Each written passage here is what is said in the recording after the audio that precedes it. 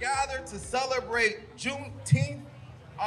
Juneteenth Day, we're commemorating the end of slavery, June 19th, 1865, which happened when when the Union troops moved west and they were able to free the last remaining slaves that were in Texas that were not privy or to be under the jurisdiction of, I guess we could say, of the Emancipation Proclamation. So for slavery to end, it did take a presence of the Army. And so with that, with the official ending, that's where we get Juneteenth Day. So this has been an unofficial holiday in the African American community since 1865.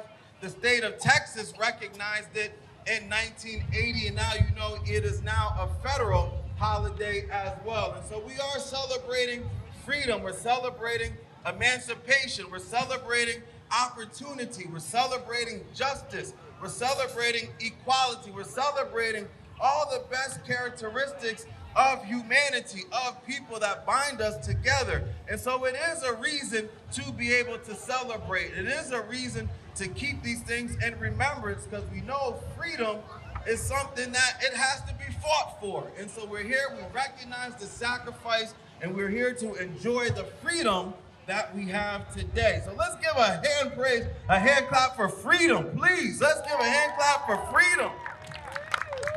Let us not take that for granted. Amen. All right, and so, 150 years later, June 17, 2021, Juneteenth was declared a federal United States holiday. Yes, a long time coming, and so this is why we are here today. We are commemorating and we are giving a special thanks to all those who came before us. All right, so also, we know there's another, the freedom is been something that's been fought for a lot of people, a lot of ethnic groups. And so I'm gonna invite up to the stage Austin Serio, and he's gonna do our land acknowledgement. And so Austin was born and raised in Simsbury and is a member of the Chickasaw tribe of South Carolina. And as a part of the Great Migration of the 60s, some Shakori and other peoples of color walked away from sharecropping by migrating to the Northeast for the good union jobs. So Austin grew up and graduated from Simsbury High School and joins us to open our celebration with an Indigenous land acknowledgement. So Austin, the stage is yours. Let's give a hand clap for Austin as he comes up. Gipiwo Hadak, Farmington, Avon, Canton, Nigas, Simsbury, Ikikoha, Austin, Charles, Serio, Nigas, Miamachikorn, Shakari, Yasa, Nigas, Akine, Sapona, Yasa. Hello, relatives from Farmington, Avon, Canton, Simsbury, and Granby. It's so great to be here with you all today. As I mentioned, my name is Austin Serio, and I'm a member of the Chikoran Shakari tribe of South Carolina. And so on my father's side, I come from Italian-American settlers who first came into East Harlem in Manhattan and then later moved up to the East Bronx. And then on my mom's side, I come from indigenous and white sharecroppers who left the Jim Crow South on a Greyhound bus for the good union jobs up here in Hartford, Connecticut. And so I ask right now for everybody's undivided attention as we acknowledge the original stewards of the land and recall the history which has brought us here today. And so we're gathered here right now on the unceded land of the Weetag-Massaco peoples, ancestors to the contemporary Schaghticoke tribe here in Kent, Connecticut. And so something that a lot of us are not taught when we learn the history of our local lands here is that the Schaghticoke tribe emerged when Wiantanok, Pequot, Putatuk, Tunxis, and Mohican people created their own distinct tribal community along the Housatonic River, and that community persists there today. And so the Tunxis descendants who became the modern Schaghticoke tribe actually appear to have been the Weetag and Massaco bands from Simsbury. And so the early settlers of Simsbury regarded Weetag people as a band of fugitive friendlies that left Simsbury during Metacom's war. And so seeking safety during that great time of turbulence, the Weetag and Masako people took refuge along the Housatonic River in Salisbury, and they named their new home after their old one here on the Farmington River, Weetag. So when you go and you actually look at Salisbury, Connecticut, there's a lot of place names with the name Weetag, and that's because the indigenous peoples from Simsbury migrated up there for safety. And what's even more interesting is that Noah Phelps cites in the original deed of Simsbury in 1680 that contains a reservation of lands to Memanto, 2 acres, lying in Weetag, and a promise that to their grantors and their heirs to, at the right of all times, to hunt, fowl, and fish on the designated premises. And so the deed was signed by 3 Tunxis women and 6 Tunxis men, the chief of whom was named Weekaheag, also known to British settlers as Cherry. And so that Chief Cherry is where the name Cherrybrook comes from. And so, having just touched on a little bit about the fact that there is the continued survival of Masako peoples, I want to also just take this opportunity to talk about the fact that, talk about something that's really pressing to, I think, a lot of people here, which is that, currently Simsbury is facing an issue of overdevelopment by some very rapacious developers. And so now is really the time for us to re-examine our relationship and our long-held promises to our friends, the Schaghticoke. And so there's actually a really interesting opportunity at this moment to both meet our long-held promises, but to also address the very pressing public interest of stopping overdevelopment here in Simsbury.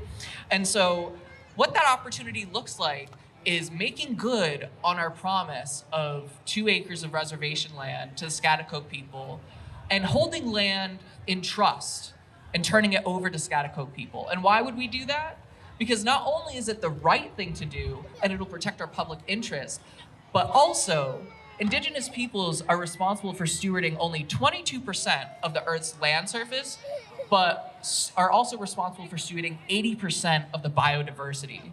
So if we're really serious here in Simsbury about protecting our open spaces, about protecting our land, about making sure that this place is just as beautiful for the next generation as it was when I was growing up, it means reviving and revitalizing our relationship and our friendship with our oldest friends, the Schaghticoke. And so while we've taken some time to acknowledge the original stewards of the land that we're on today, I would also be remiss if I didn't touch just a bit on the historical events that have brought us here today, for today's national holiday, Juneteenth. And so I want to just briefly share a small piece of history, of shared Indigenous and Black history that happened at the beginning of our nation here at Jamestown. So as I mentioned, my folks are first contact people. And so in 1619, when the first enslaved African peoples were brought here to British North America, there was a really important conversation that took place between the two of them at night. And so the enslaved Africans learned how to hunt and fish alongside my ancestors.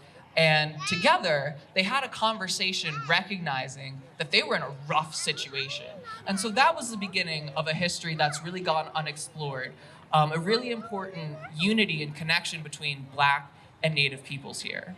And so just to wrap up here, the relationships between these 3 groups of people, white folks, Black folks, and Native folks, represent the beginning of a new system referred to as settler colonialism, built on 3 pillars: the theft of indigenous land, enslaved Black African labor, and the creation of wealth for white landowners. And so we're gathered here over 400 years later to acknowledge our past and honor significant gains in our freedom.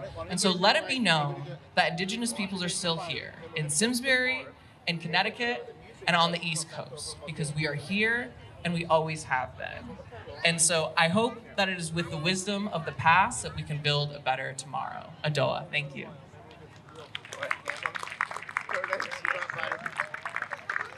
Thank you, Austin. All right, so we're gonna keep this moving.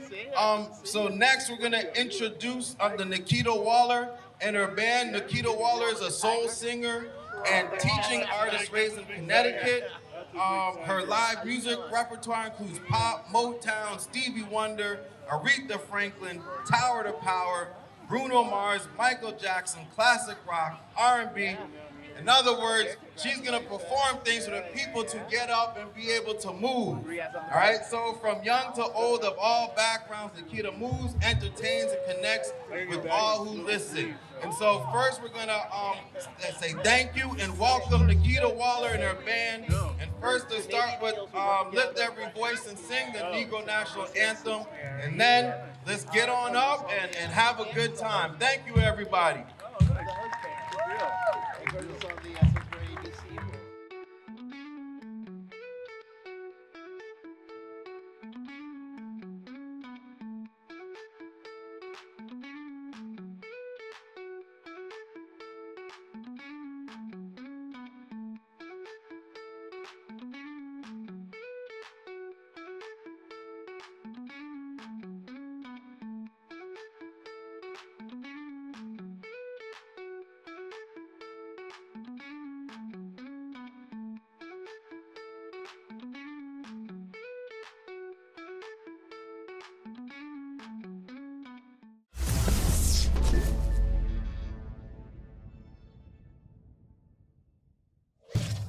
Funding for Simsbury Community Television is provided in part by contributions from viewers like you. Thank you.